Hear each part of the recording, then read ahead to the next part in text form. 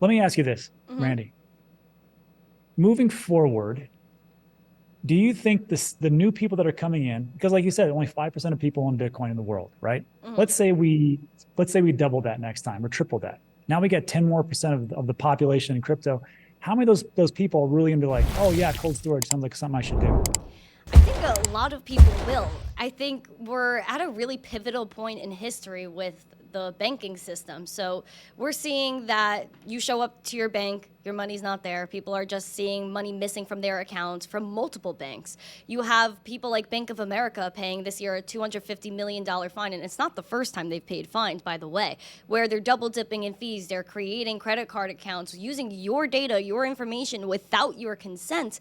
People are also, this was brought up during the Gary hearing. Tom Emmer actually brought it up to him, where there were bankers telling Gary, people are withdrawing millions of dollars every single day from the banks and putting it in crypto. So that kind of jump-started Operation Choke Point, where they were trying to cut off everything and FUD crypto to the max because people are exiting the traditional financial system and they are seeing that, yeah, you could wake up tomorrow morning and you might not be able to transact or your money may not be there and your bank is just insolvent now to an isolated incident, which was the reason for the fifth bank failure this year, which no one's talking about. So I think despite, people being scared to self-custody, they're going to have no choice.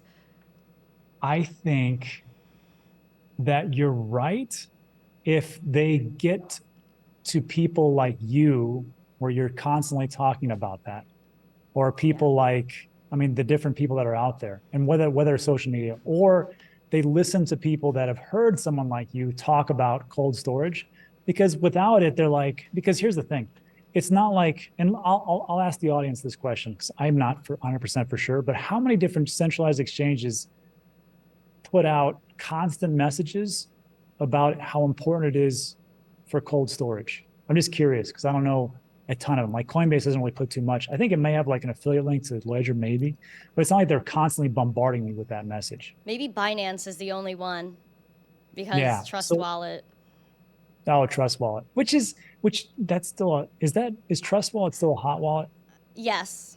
Yeah. Okay. It's a hot But it wallet. doesn't, yeah, it doesn't matter. So like I think like the people that get into it, like if you're in America, you got very few choices. Let's be honest. You got Coinbase, you got Kraken. I don't know. I think Even Gemini less in New still. York. So let's Yeah. RIP Sorry. me.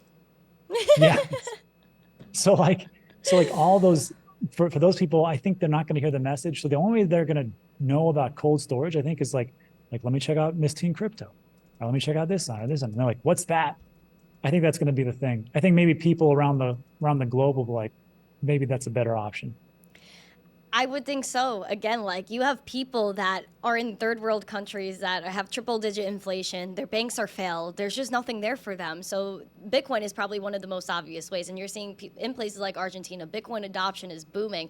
Then you also have like, Canada that wants to shut down your bank account for no reason. America is the same thing. And it's just, and then you have like this cross border issue as well, where people are like, leaving their houses and like there's natural disasters you have to think about too. There's wars breaking out all over the world that aren't covered on the mainstream, so people are actively leaving their homes and having to find a new place to go. So what are you going to carry with you? Are you going to carry a bag of cash that someone's going to take from you? Maybe not. Are you going to carry some gold bars that's too heavy and people are going to take away from you? Maybe not.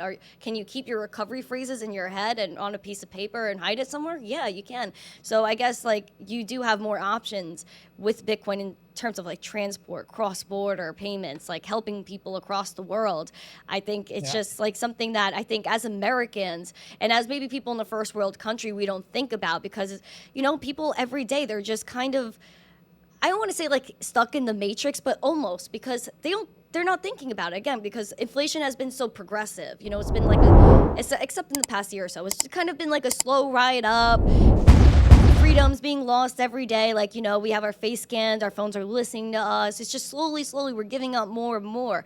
So when it comes to things like money and like losing control over that, it's something that people don't really think about until they show up at the bank and then all of a sudden they don't have money anymore, which is what people experienced with SVB, with First Republic, with for a few others where it was starting to get really dicey. So, and it's small and bigger banks are being acquired by banks that are smaller than them. So that's another thing that's just extremely backwards.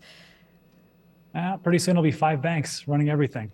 Yeah, JP Morgan acquired First Republic. They weren't really supposed to, but they're the biggest bank. They just got bigger. And then all these big banks are colluding with FedNow and like, all these other pilot projects, it's just the rabbit hole goes so deep, which is again why we have to educate people and we have to kind of shake people, be like, hey man, you got to look into this. Money is going digital. Everybody knows that. It might as well be something you own. Again, it comes down to the education and the adoption and the things that honestly, it's up to us to build.